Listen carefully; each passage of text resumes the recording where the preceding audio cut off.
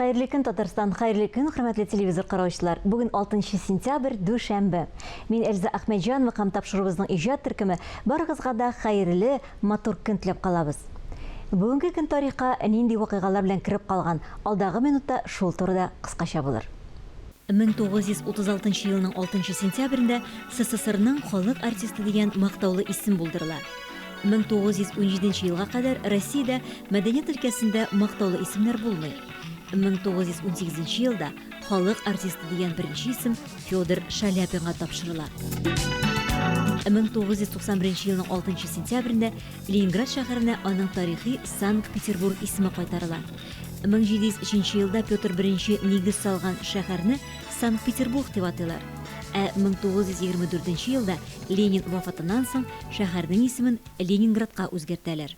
1995 елда Татарстан Республикасының беренче президенты Минтимер Шәймиев Казан Кремль ансамблен үстерү һәм куллану концепциясе турындагы указга кул куя.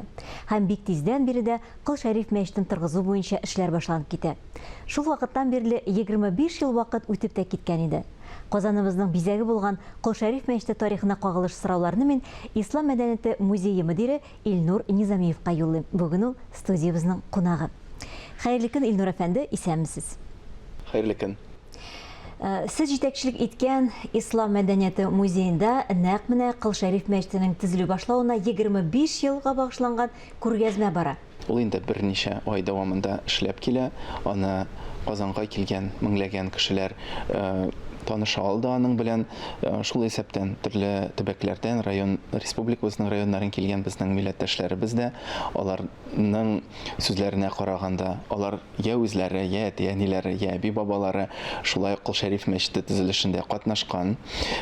Күпчелекләре моны аны искә төшергәндә акча белән матди ярдәм күрсәттек диләр. Икенчеләр бик сөенеп хатлар яздык. Шулай ук хуплады каны диләр.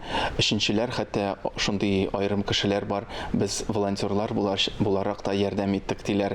Ягъни моны төзелеш бара, төзүчеләр эшли, чүпләр җыела, шушы чүпләрне чыгарырга, инде намаз залларында кая җыештырырга, җыештырырга булышкан апалар бар. Шулай моны безнең күргәзмәгә киләләр дә, хатирәләре белән уртаклашалар, фотографиялар алып киләләр, ниндидер газеталардан вырезкалар. Шулай итеп, күргәзмә эшләгән вакытта да без шушы мәчет төзелеше турында күбрәк белә алабыз. Күп кешеләр матди ярдәм күрсәткәннәр һәм аларның исемнәре бүгенге көнгә кадәр кадерләп саклана махсус китапларда. Сез аларны бүген алып килгәнсез берничәсен, шулай бит? Әйе, бу 6 том, 6 шушындый саллы гына зур китап бастырылган мәчет ачылышыннан соң. Белгәнегезчә 90-нчы елларда 10 ел дәвамында мәчет төзелә. Әлбәттә, бу бик зур көч, гел игътибар һәм матди яктан да тәэмин итү кирәк була төзелеш барышында.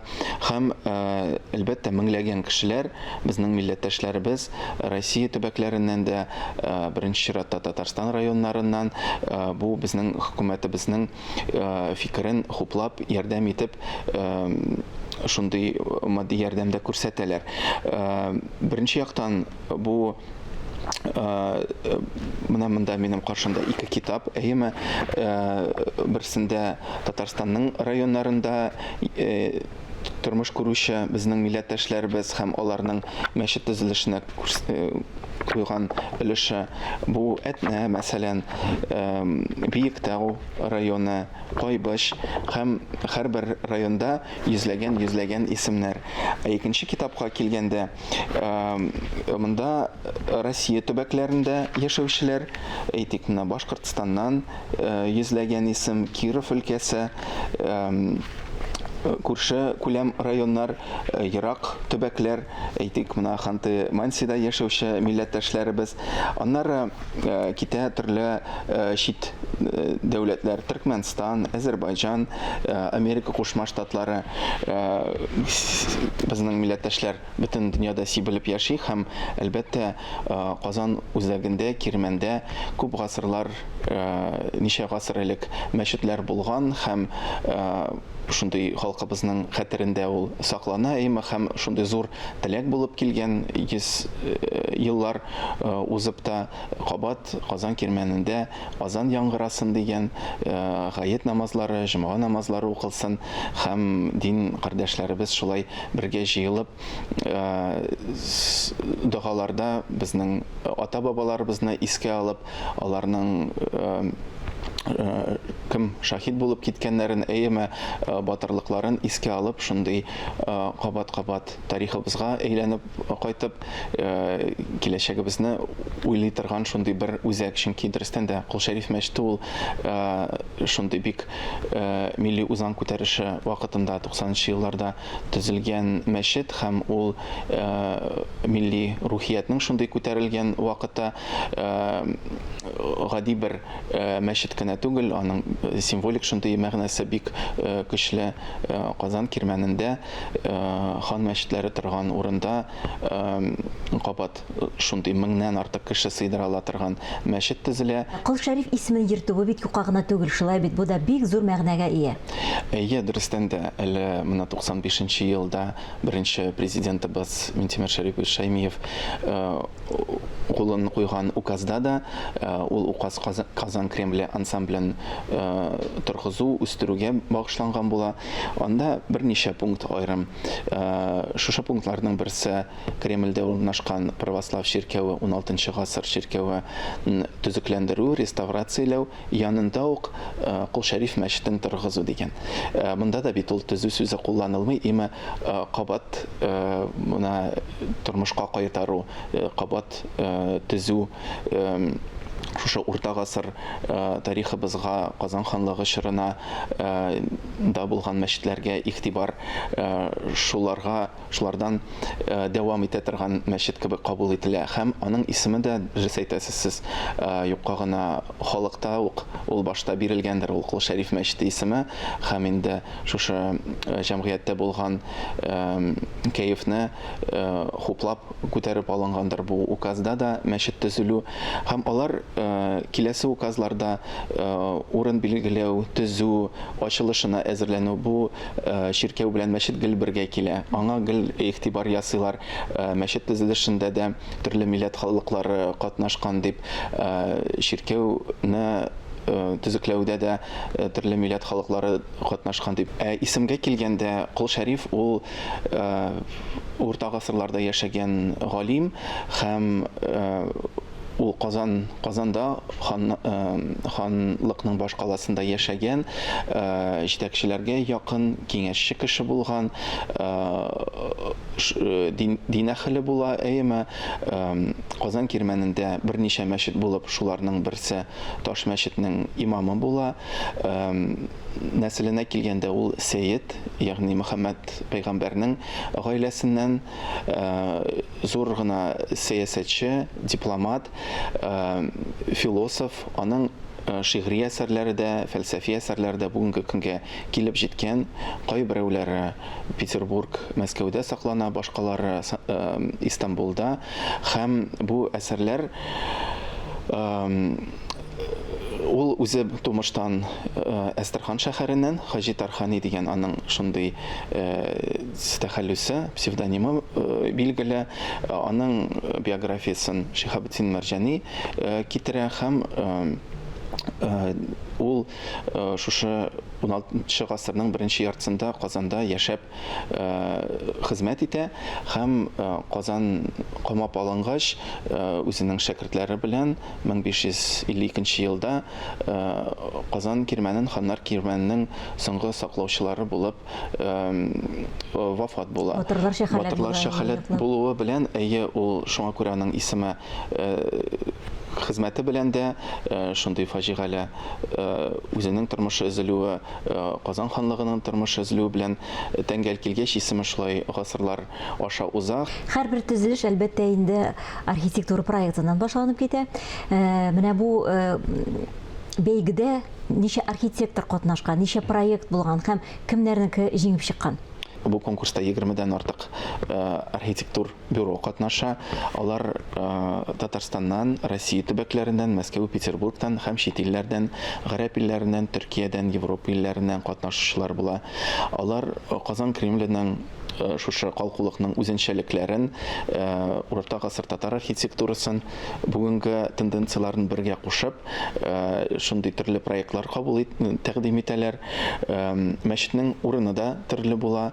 Кемнәрдер элеккеге Спас Преображение монастыре урынында төзелергә тиеш дип, икенчеләр бүгенге урынны тәкъдим итә.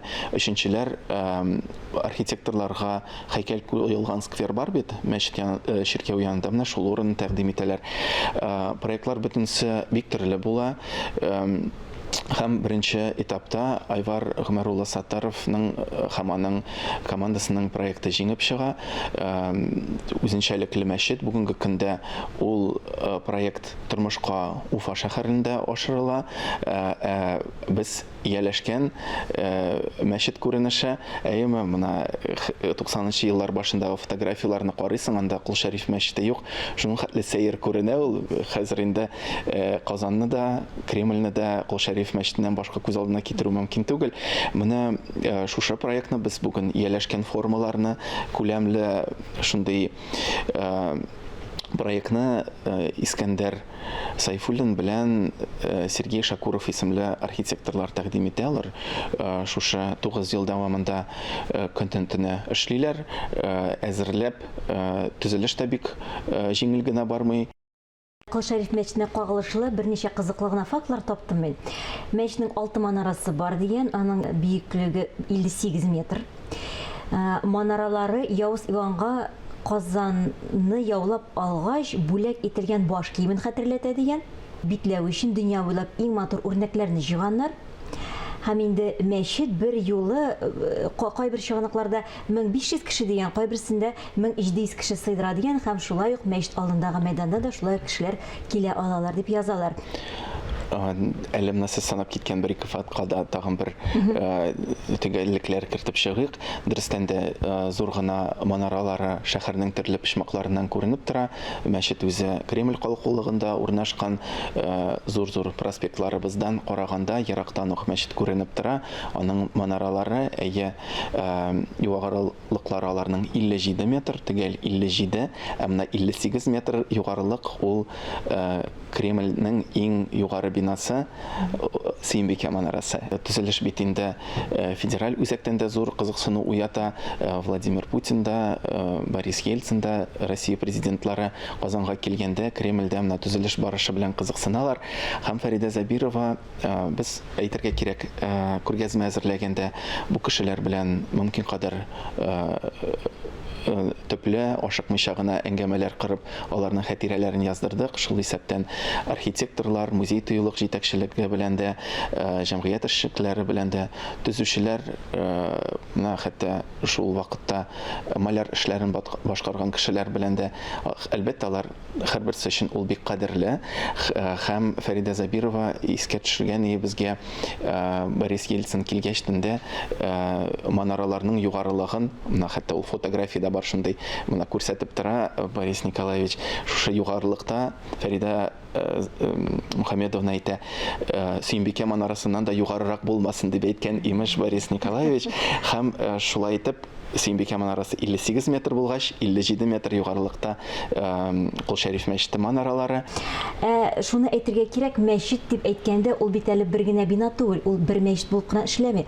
Ул шундый үзенә күрә бер тулы комплекс. Дөрестән дә төзелгәндә үк мәчет эчендә тагын берничә шундый зона күз алдында тотыла, чөнки татар мәдәниятендә дә, тарихында да, гомумән мөселман халыклары тарихында мәчет ул күмәк намаз уку залы гына түгел, белем алу, белем өләшү җире, китапханәләр дә, мәчетләрдә урнашкан, төрле мәктәп, мәдрәсәләр дә башта мәчет эчендә булып, һәм гомумән моны дөнья күләм тарихны алганда да беренче университетлар, югары белем уку йортлары да мәчет комплексларында мөселман дөньясында башта барлыкка килә, әле 9-10 гасырларда ук.